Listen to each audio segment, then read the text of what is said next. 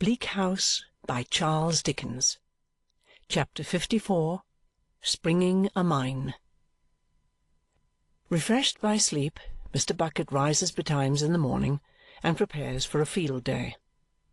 Smartened up by the aid of a clean shirt and a wet hairbrush, with which instrument, on occasions of ceremony, he lubricates such thin locks as remain to him after his life of severe study, Mr. Bucket lays in a breakfast of 2 mutton chops as a foundation to work upon, together with tea, eggs, toast, and marmalade on a corresponding scale.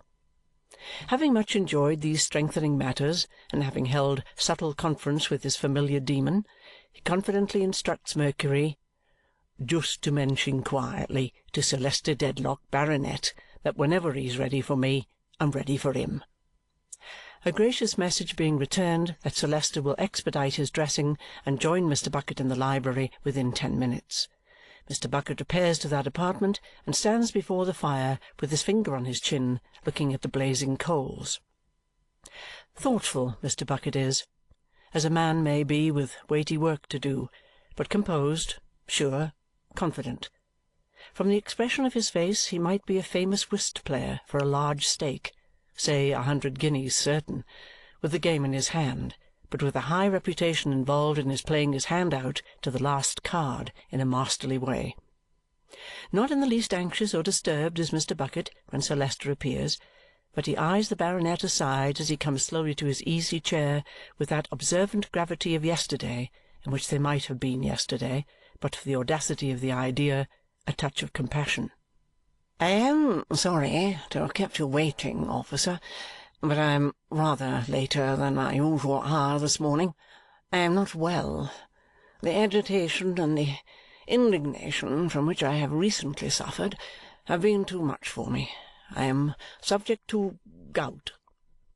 Sir Leicester was going to say indisposition, and would have said it to anybody else, but Mr. Bucket palpably knows all about it. "And recent circumstances have brought it on."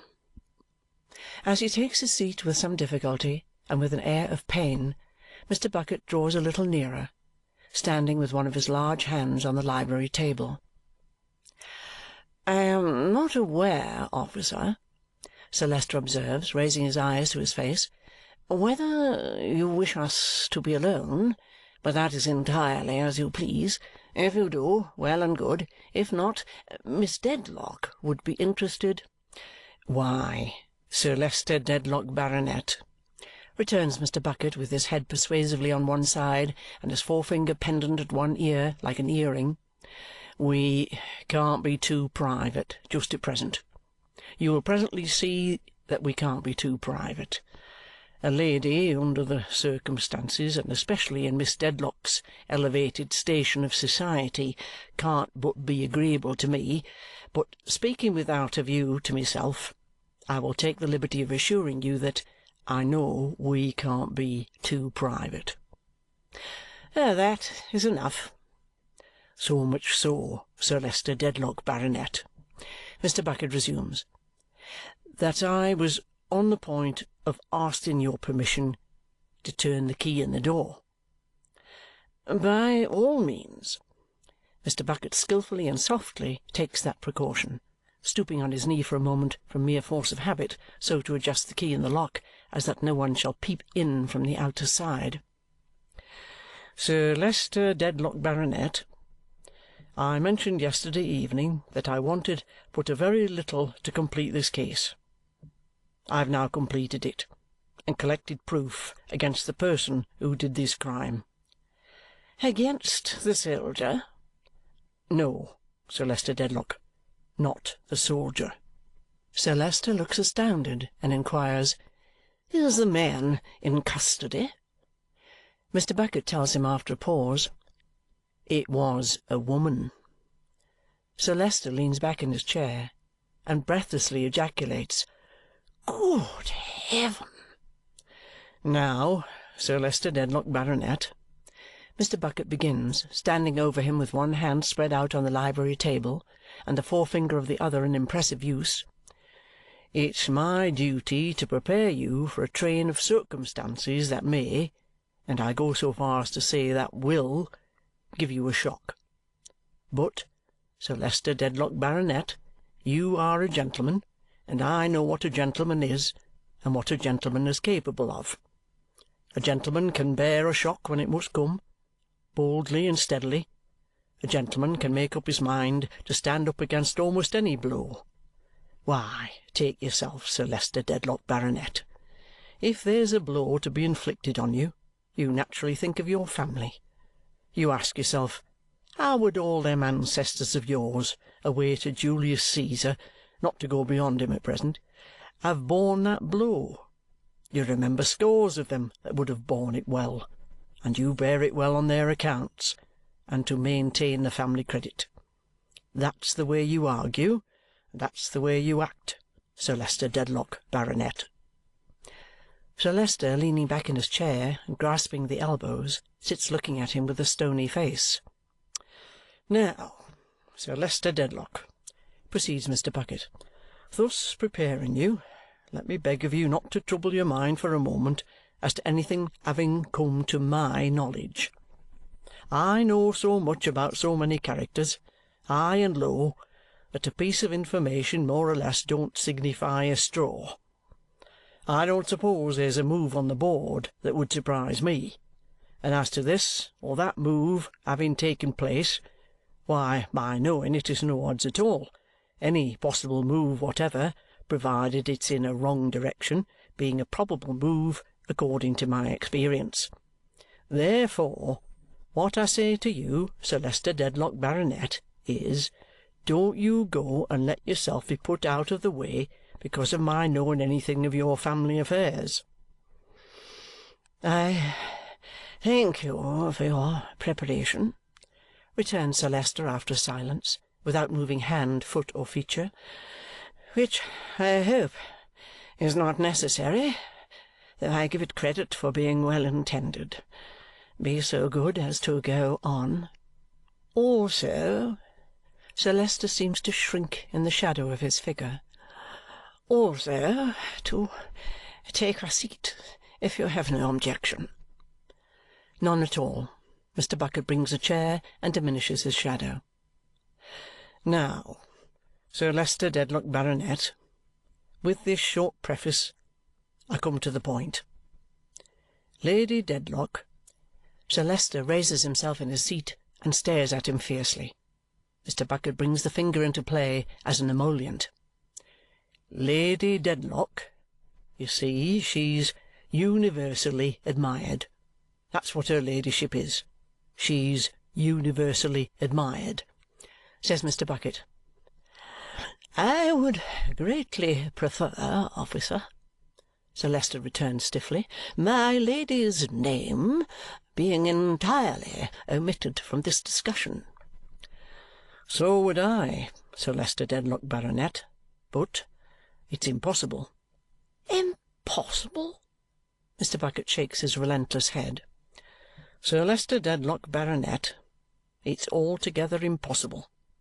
What I have got to say is about her ladyship. She is the pivot it all turns on."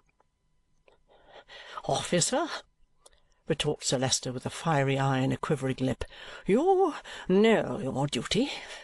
Do your duty, but be careful not to overstep it. I would not suffer it. I would not endure it. You bring my lady's name into this communication upon your responsibility. Upon your responsibility. My lady's name is not a name for common persons to trifle with." "Sir Leicester Dedlock, Baronet, I say what I must say, and no more." "I hope it may prove so. Very well.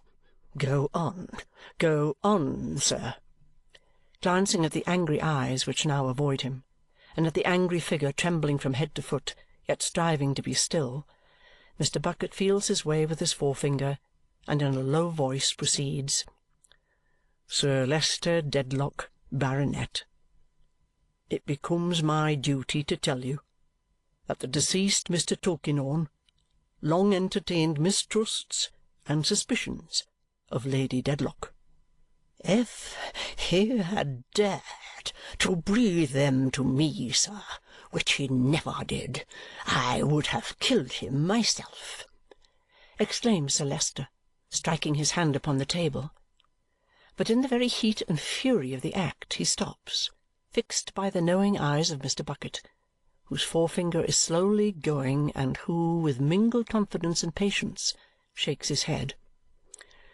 "Sir Leicester Dedlock, the deceased Mr. Tulkinghorn was deep and close, and what he fully had in his mind in the very beginning I can't quite take upon myself to say, but I know from his lips that he long ago suspected Lady Dedlock of having discovered, through the sight of some handwriting in this very house, and when you yourself, Sir Leicester Dedlock, were present, the existence in great poverty of a certain person who had been her lover before you courted her, and who ought to have been her husband."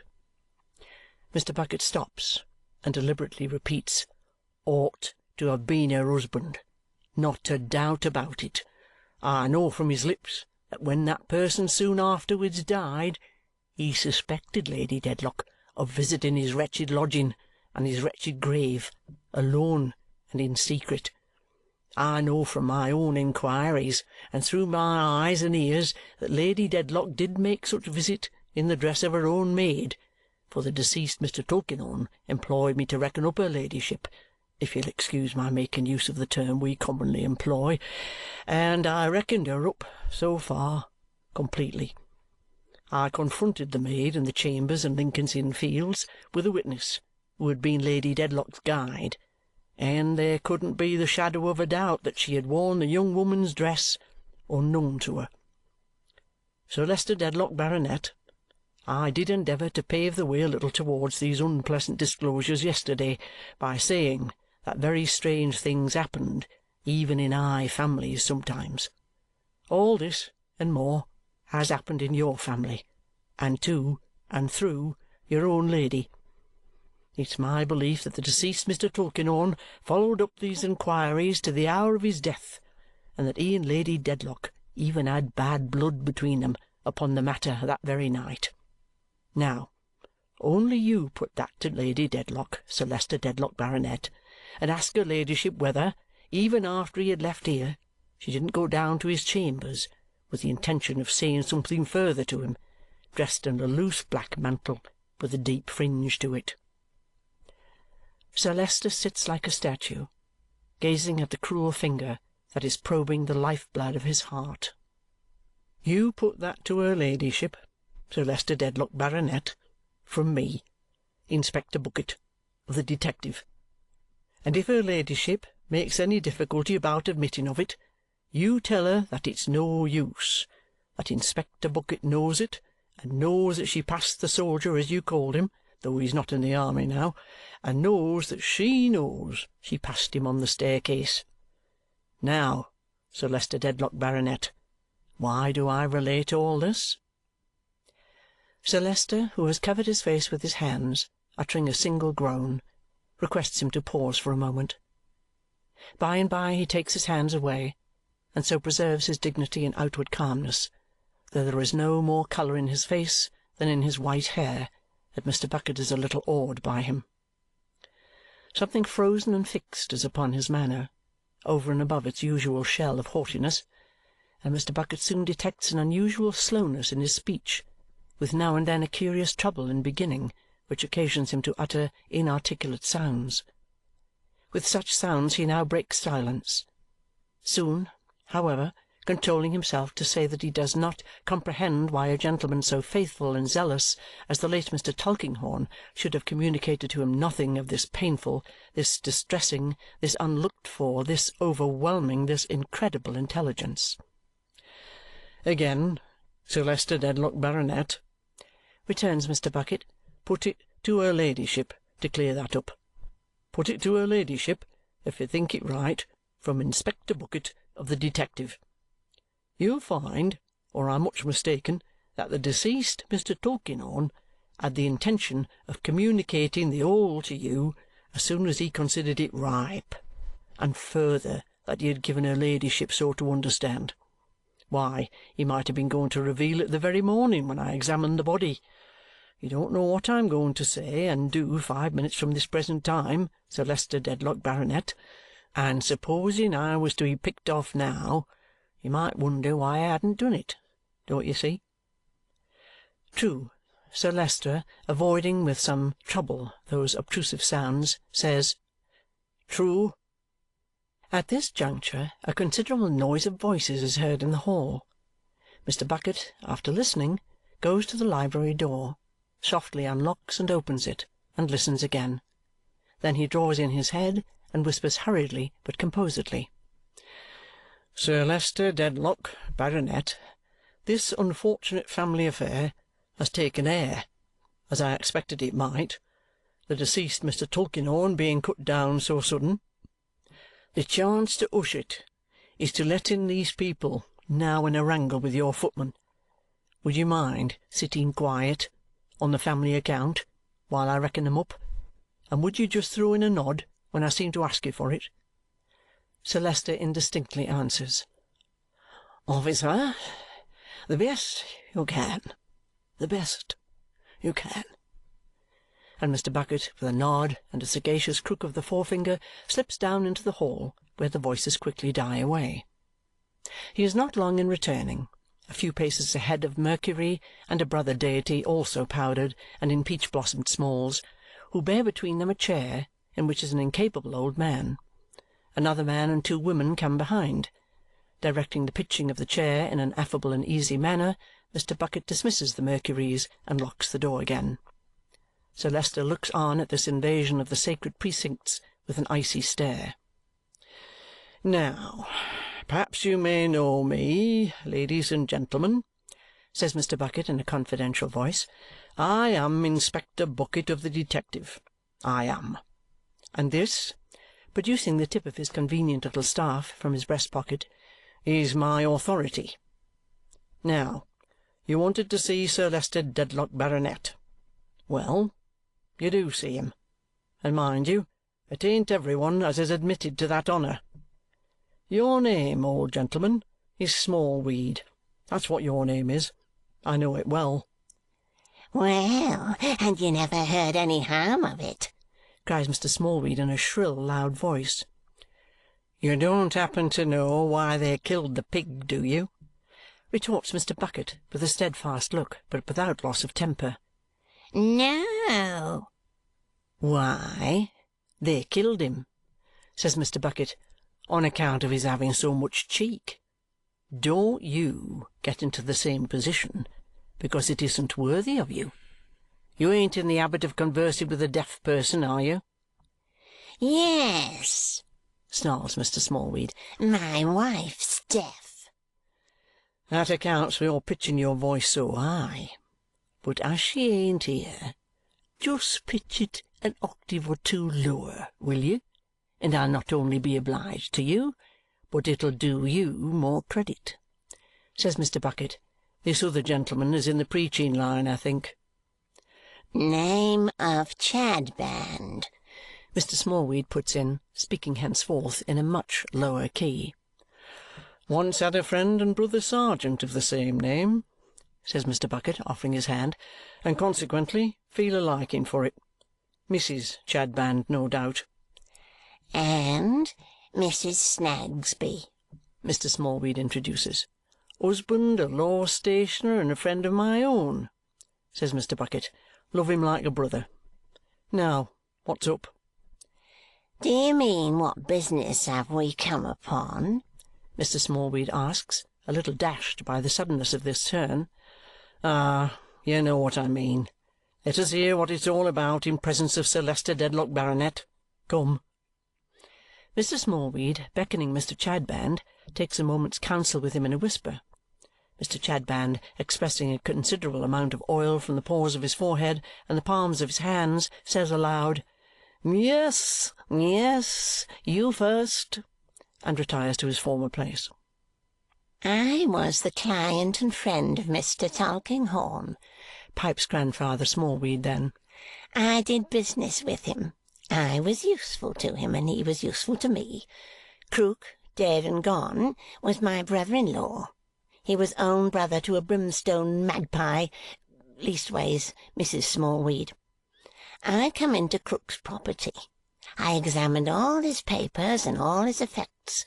They was all dug out under my eyes. There was a bundle of letters belonging to a dead and gone lodger, as was hid away at the back of a shelf in the side of Lady Jane's bed, his cat's bed. He hid all manner of things away, everywheres.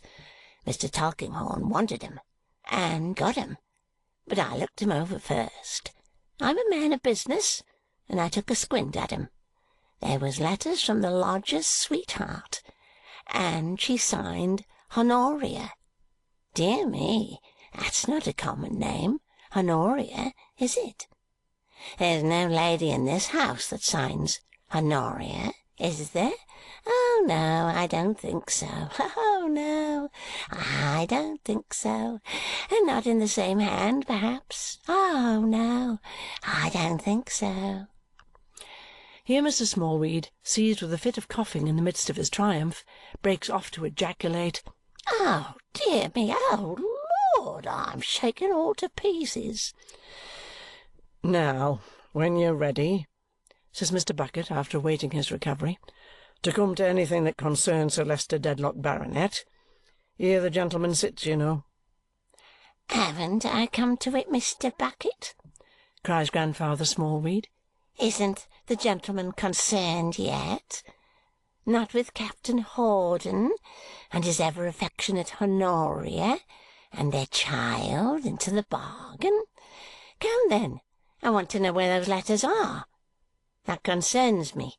If it don't concern Sir Leicester Dedlock, I won't know where they are. I won't have 'em disappear so quietly. I handed 'em over to my friend and solicitor, Mr. Tulkinghorn, not to anybody else." "Why, he paid you for 'em, you know, and handsome too," says Mr. Bucket. "I don't care for that. I want to know who's got 'em. And I'll tell you what we want, what we all here want, Mr. Bucket. We want more painstaking and search-making into this murder. We know where the interest and the motive was, and you have not done enough. If George the vagabond dragoon had any hand in it, he was only an accomplice and was set on. You know what I mean as well as any man." "Now, I tell you what," says Mr. Bucket, instantaneously altering his manner, coming close to him, and communicating an extraordinary fascination to the forefinger. "I am damned if I am a-going to have my case spoilt, or interfered with, or anticipated by so much as half a second of time by any human being in creation. You want more painstaking and search-making. You do. Do you see this hand? Do you think that I don't know the right time to stretch it out and put it on the arm that fired that shot?" Such is the dread power of the man, and so terribly evident it is that he makes no idle boast, that Mr. Smallweed begins to apologize. Mr. Bucket, dismissing his sudden anger, checks him. "The advice I give you is, don't you trouble your head about the murder. That's my affair. You keep half an eye on the newspapers, and I shouldn't wonder if you was to read something about it before long, if you look sharp. I know my business, and that's all I've got to say to you on that subject. Now, about those letters. You want to know who's got 'em? I don't mind telling you. I've got 'em. Is that the packet?" Mr. Smallweed looks with greedy eyes at the little bundle Mr. Bucket produces from a mysterious part of his coat, and identifies it as the same. "What have you got to say next?" asks Mr. Bucket. "Now, don't open your mouth too wide, because you don't look handsome when you do it."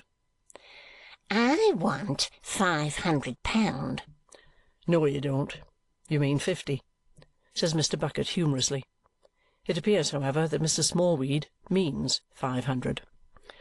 "That is, I am deputed by Sir Leicester Dedlock, Baronet, to consider, without admitting or promising anything, this bit of business," says Mr. Bucket.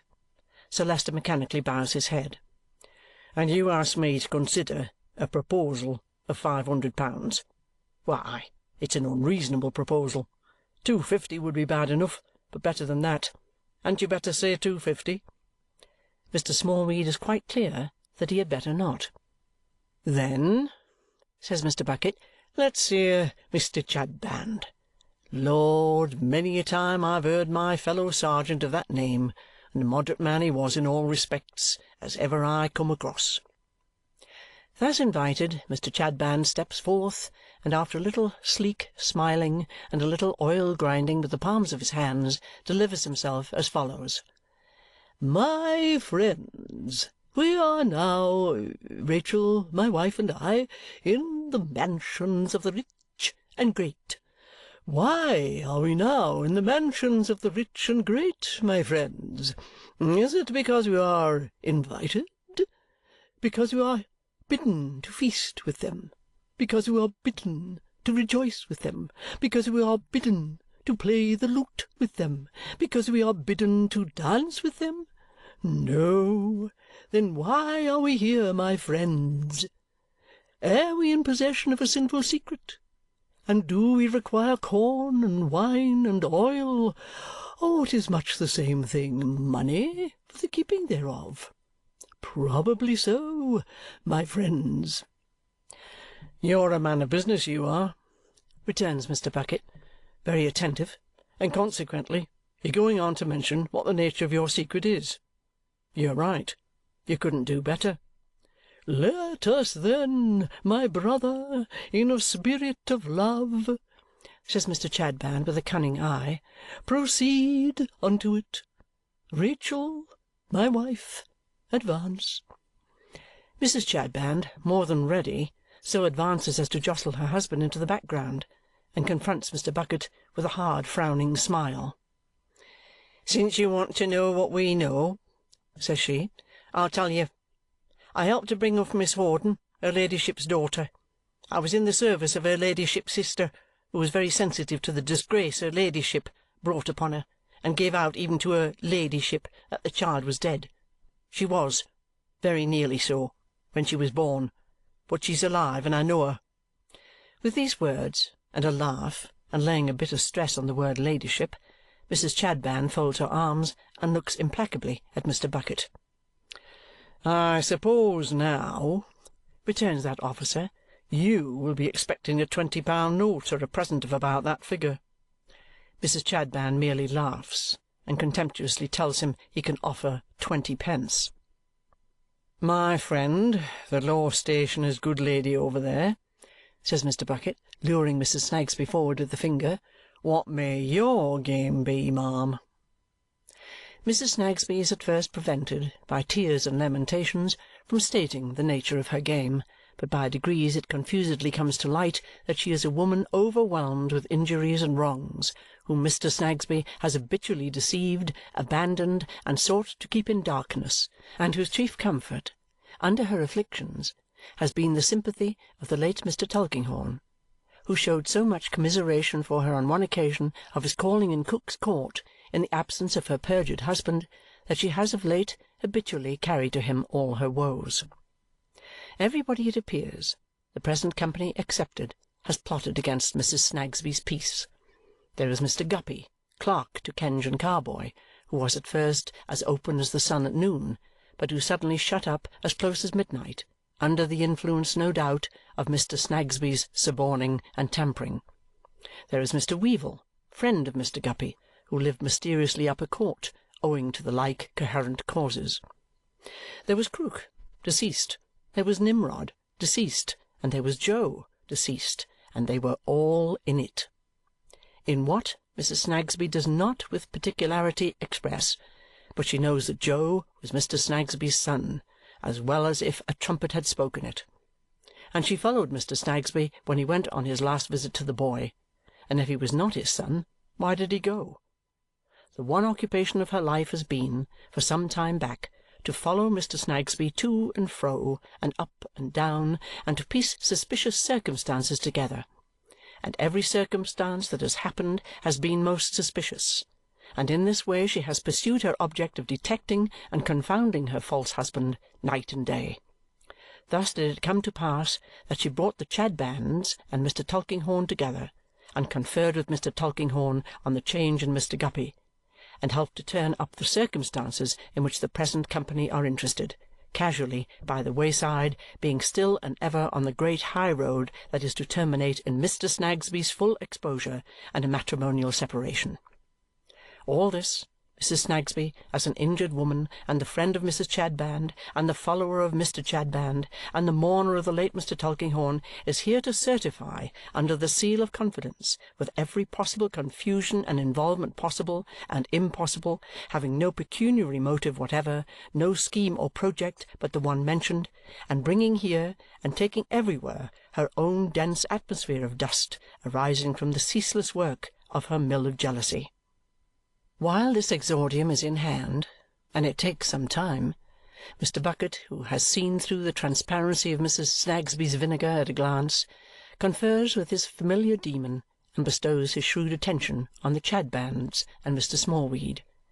Sir Leicester Dedlock remains immovable, with the same icy surface upon him, except that he once or twice looks towards Mr. Bucket as relying on that officer alone of all mankind. "Very good," says Mr. Bucket.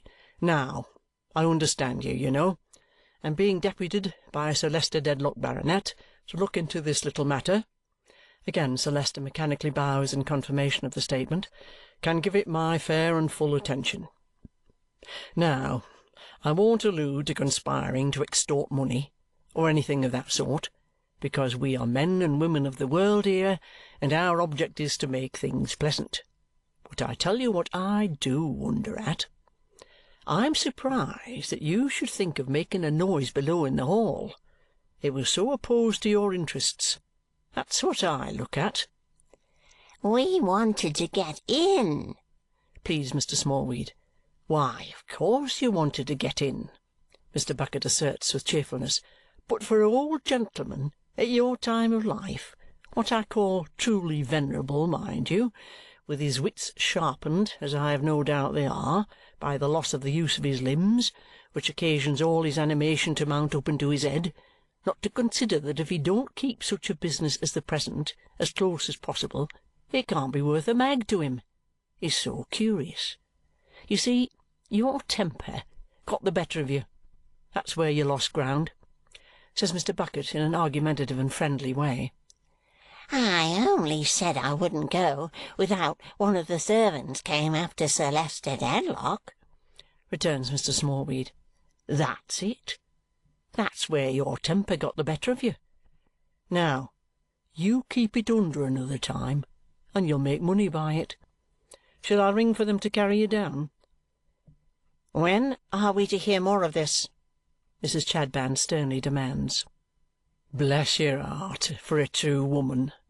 Always curious, your delightful sex is," replies Mr. Bucket with gallantry. "I shall have the pleasure of giving you a call to-morrow, or next day, not forgetting Mr. Smallweed and his proposal of £250. "500!" exclaims Mr. Smallweed. "All right. Nominally 500. Mr. Bucket has his hand on the bell-rope.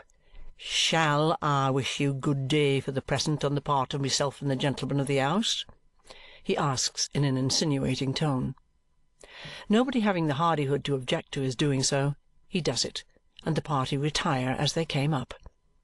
Mr. Bucket follows them to the door, and returning, says with an air of serious business, "Sir Leicester Dedlock, Baronet, it's for you to consider whether or not to buy this up.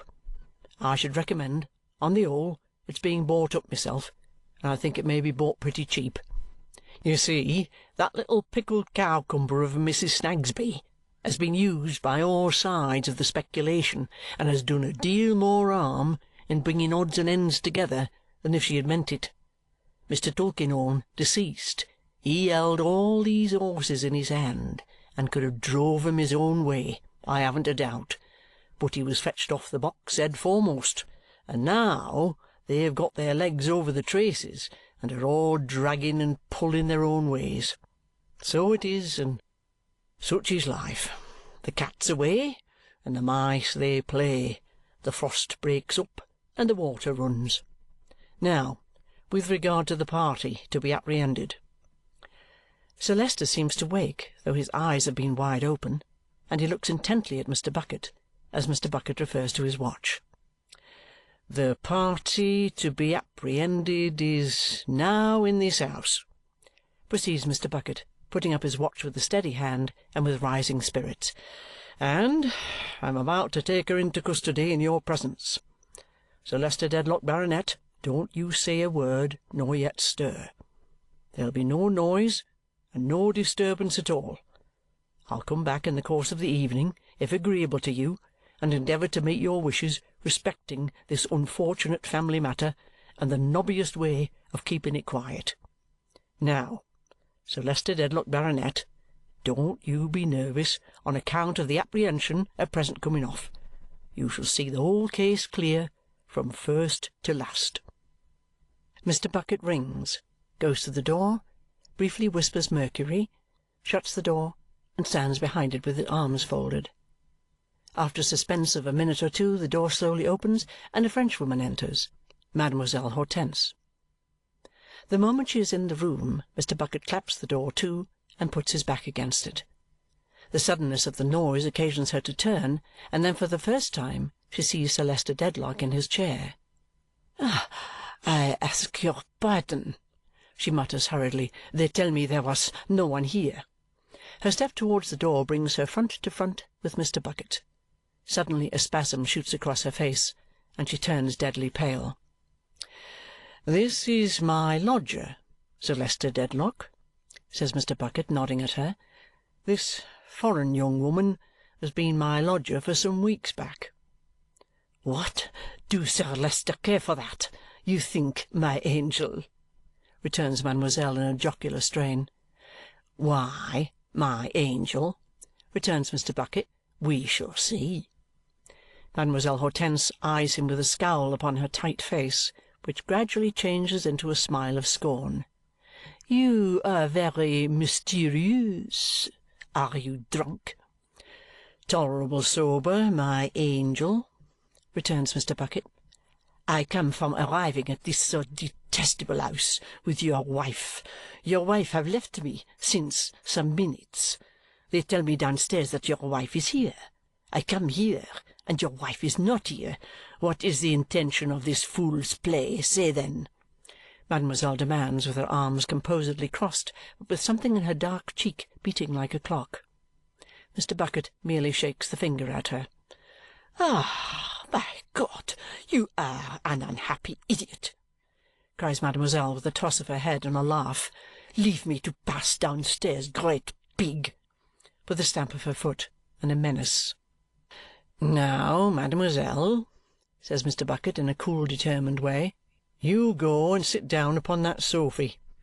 "I will not sit down upon nothing," she replies with a shower of nods. "Now, mademoiselle," repeats Mr. Bucket, making no demonstration except with the finger, "you sit down upon that sofy." "Why?" "Because I take you into custody on a charge of murder, and you don't need to be told it. Now, I want to be polite to one of your sex and a foreigner, if I can. If I can't, I must be rough, and there's rougher ones outside. What I am to be depends on you, so I recommend you, as a friend, afore another half a blessed moment has passed over your head, to go and sit down upon that sofy." Mademoiselle complies, saying in a concentrated voice, while that something in her cheek beats fast and hard, "You are a devil." "Now, you see," Mr. Bucket proceeds approvingly, "you're comfortable and conducting yourself as I should expect a foreign young woman of your sense to do. So I'll give you a piece of advice, and it's this. Don't you talk too much. You're not expected to say anything here, and you can't keep too quiet a tongue in your head. In short, the less you parley, the better, you know." Mr. Bucket is very complacent over this French explanation. Mademoiselle, with that tigerish expansion of the mouth and her black eyes darting fire upon him, sits upright on the sofa in a rigid state, with her hands clenched, and her feet too, one might suppose, muttering, "Oh, you Bucket, you are a devil!" "Now, Sir Leicester Dedlock, Baronet," says Mr. Bucket, and from this time forth the finger never rests.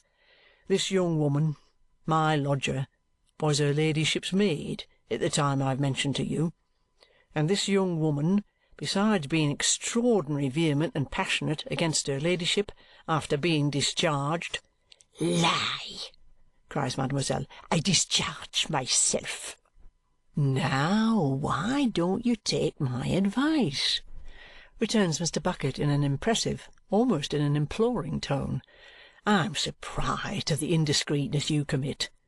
You'll say something that'll be used against you, you know. You're sure to come to it. Never you mind what I say till it's given in evidence. It is not addressed to you." "Discharged too!" cries mademoiselle furiously. "By her ladyship? Eh? My faith, a pretty ladyship! Why, I ruin my character by remaining with a ladyship so infame." "Upon my soul, I wonder at you," Mr. Bucket remonstrates. "I thought the French were a polite nation. I did, really. Yet to hear a female going on like that before Sir Leicester Dedlock, Baronet—" "He is a poor abused," cries mademoiselle. "I spit upon his house, upon his name, upon his imbecility." All of which she makes the carpet represent. "Oh, that he is a great man! Oh, yes, superb! Oh, heaven! Bah!" "Well, Sir Leicester Dedlock," proceeds Mr. Bucket, "this intemperate foreigner also angrily took it into her head that she had established a claim upon Mr. Tulkinghorn, deceased, by attending on the occasion I told you of at his chambers, though she was liberally paid for her time and trouble." "Lie!" cries mademoiselle. "I refuse his money altogether." "If you will parley, you know," says Mr. Bucket parenthetically, "you must take the consequences. Now, whether she became my lodger, Sir Leicester Dedlock, with any deliberate intent then of doing this deed and blinding me, I give no opinion on, but she lived in my house in that capacity at the time that she was hovering about the chambers of the deceased Mr. Tulkinghorn with a view to a wrangle, and likewise persecuting and half frightening the life out of an unfortunate stationer." "Lie!" cries mademoiselle. "All lie!" "The murder was committed, Sir Leicester Dedlock, Baronet, and you know under what circumstances. Now, I beg of you to follow me close with your attention for a minute or two. I was sent for, and the case was entrusted to me. I examined the place, and the body, and the papers, and everything. From information I received from a clerk in the same house, I took George into custody as having been seen hanging about there on the night, and at very nigh the time of the murder, also as having been overheard in high words with the deceased on former occasions, even threatening him, as the witness made out. If you ask me, Sir Leicester Dedlock, whether from the first I believed George to be the murderer, I tell you candidly, no. But he might be, notwithstanding, and there was enough against him to make it my duty to take him and get him kept under remand. Now observe." As Mr. Bucket bends forward in some excitement, for him, and inaugurates what he is going to say with one ghostly beat of his forefinger in the air, Mademoiselle Hortense fixes her black eyes upon him with a dark frown and sets her dry lips closely and firmly together.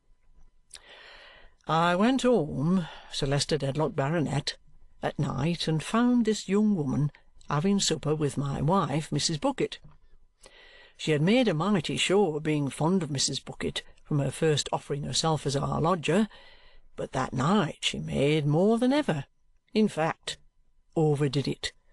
Likewise she overdid her respect, and all that, for the lamented memory of the deceased Mr. Tulkinghorn. By the living Lord, it flashed upon me as I sat opposite to her at the table and saw her with a knife in her hand, that she had done it." Mademoiselle is hardly audible in straining through her teeth and lips the words, "You are a devil!" "Now where," pursues Mr. Bucket, "had she been on the night of the murder?" She had been to the theayter. She really was there, I have since found, both before the deed and after it. I knew I had an artful customer to deal with, and that proof would be very difficult, and I laid a trap for her. Such a trap as I never laid yet, and such a venture as I never made yet. I worked it out in my mind while I was talking to her at supper. When I went upstairs to bed, our house being small and this young woman's ears sharp, I stuffed the sheet into Mrs. Bucket's mouth that she shouldn't say a word of surprise, and told her all about it. My dear, don't you give your mind to that again, or I shall link your feet together at the ankles. Mr. Bucket, breaking off, has made a noiseless descent upon mademoiselle and laid his heavy hand upon her shoulder. "What is the matter with you now?" she asks him.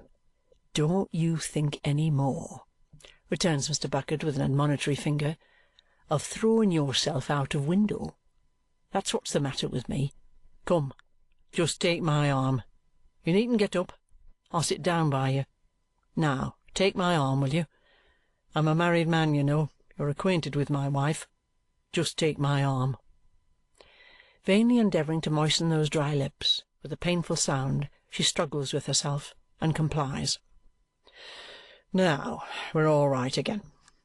Sir Leicester Dedlock, Baronet, this case could never have been the case it is but for Mrs. Bucket, who is a woman in 50,000, in 150,000.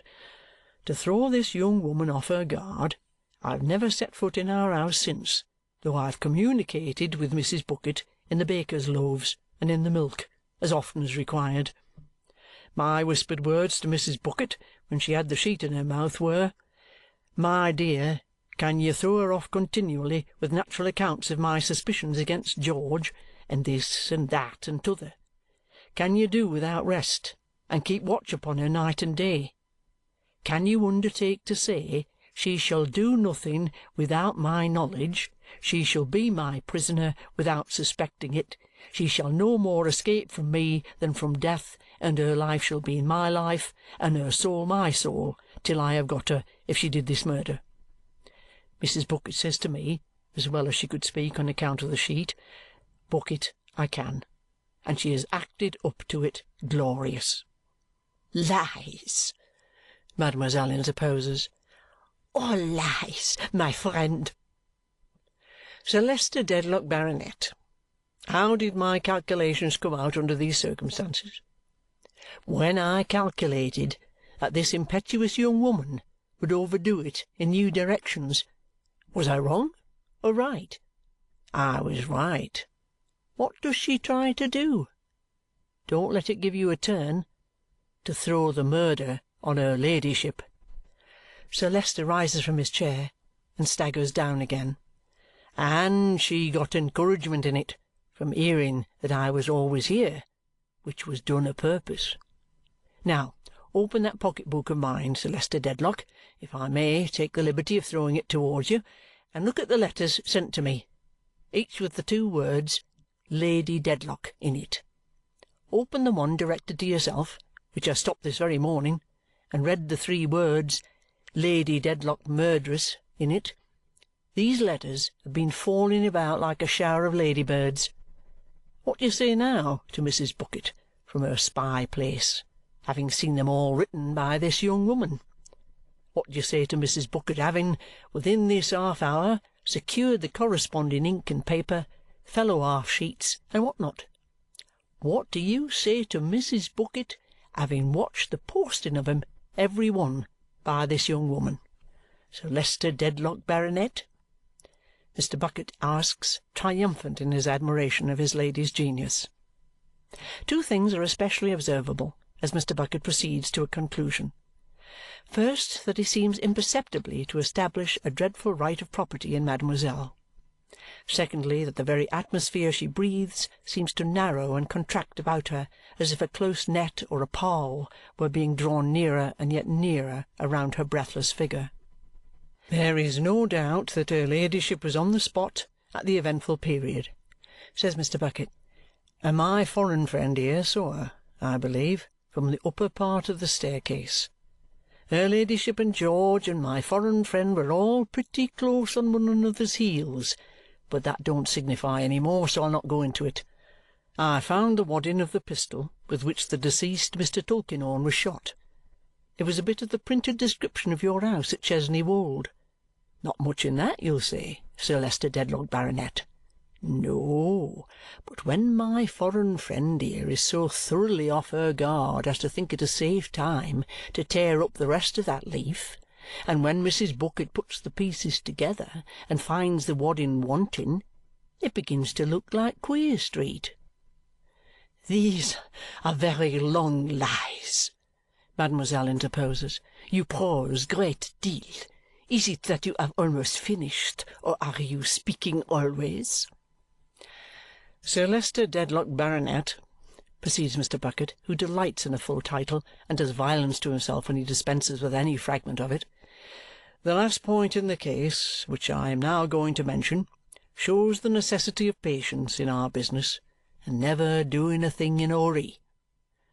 I watched this young woman yesterday without her knowledge when she was looking at the funeral, in company with my wife, who planned to take her there, and I had so much to convict her, and I saw such an expression in her face, and my mind so rose against her malice towards her ladyship, and the time was altogether such a time for bringing down what you may call retribution upon her, that if I had been a younger hand, with less experience, I should have taken her, certain. Equally, last night, when her ladyship, as is so universally admired, I am sure, come home looking, why, Lord, a man might almost say like Venus rising from the ocean, it was so unpleasant and inconsistent to think of her being charged with a murder of which she was innocent that I felt quite to want to put an end to the job. What should I have lost? Sir Leicester Dedlock, Baronet, I should have lost the weapon.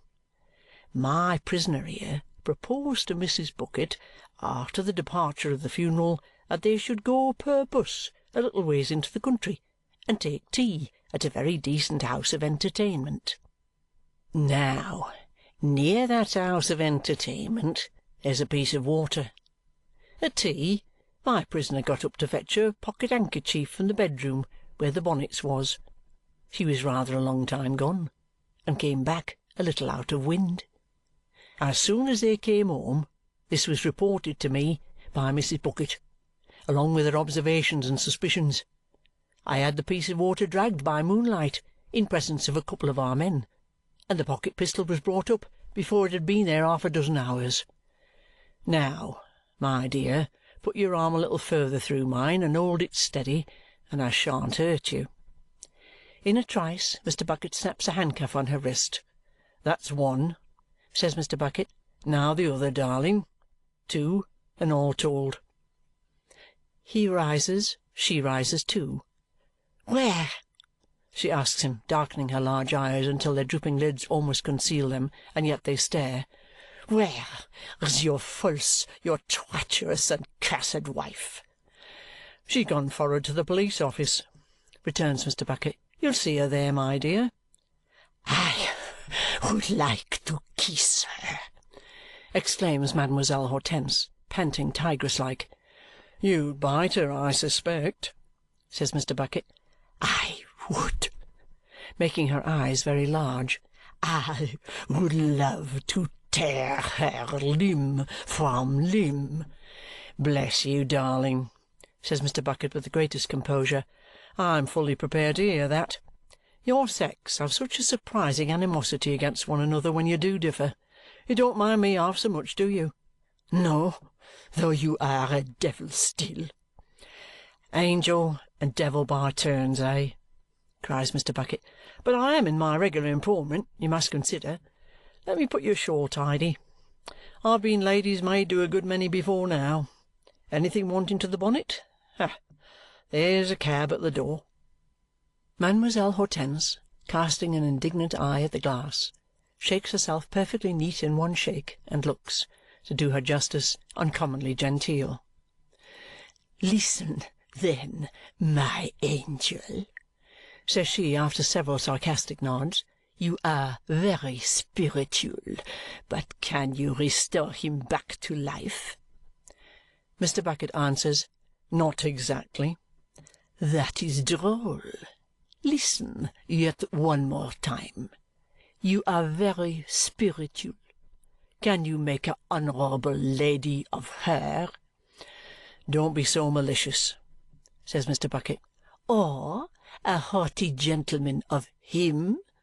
cries mademoiselle, referring to Sir Leicester with ineffable disdain. "Eh? Oh, then regard him. The poor infant!"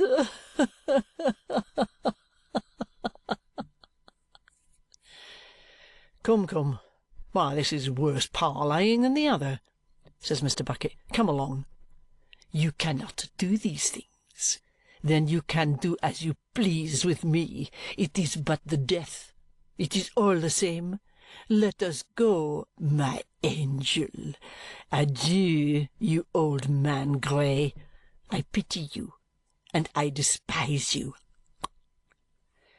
With these last words she snaps her teeth together as if her mouth closed with a spring. It is impossible to describe how Mr. Bucket gets her out, but he accomplishes that feat in a manner so peculiar to himself, enfolding and pervading her like a cloud, and hovering away with her as if he were a homely Jupiter and she the object of his affections. Sir Leicester, left alone, remains in the same attitude, as though he were still listening and his attention were still occupied. At length he gazes round the empty room, and finding it deserted, rises unsteadily to his feet, pushes back his chair, and walks a few steps, supporting himself by the table. Then he stops, and with more of those inarticulate sounds, lifts up his eyes and seems to stare at something. Heaven knows what he sees. The green, green woods of Chesney Wold, the noble house, the pictures of his forefathers, strangers defacing them, officers of police coarsely handling his most precious heirlooms, thousands of fingers pointing at him, thousands of faces sneering at him. But if such shadows flit before him to his bewilderment, there is one other shadow which he can name with something like distinctness even yet, and to which alone he addresses his tearing of his white hair and his extended arms. It is she, in association with whom, saving that she has been for years a main fibre of the root of his dignity and pride, he has never had a selfish thought. It is she whom he has loved, admired, honoured, and set up for the world to respect. It is she who, at the core of all the constrained formalities and conventionalities of his life, has been a stock of living tenderness and love, susceptible as nothing else is of being struck with the agony he feels. He sees her, almost to the exclusion of himself, and cannot bear to look upon her cast down from the high place she has graced so well. And even to the point of his sinking on the ground, oblivious of his suffering, he can yet pronounce her name with something like distinctness in the midst of those intrusive sounds, and in a tone of mourning and compassion rather than reproach.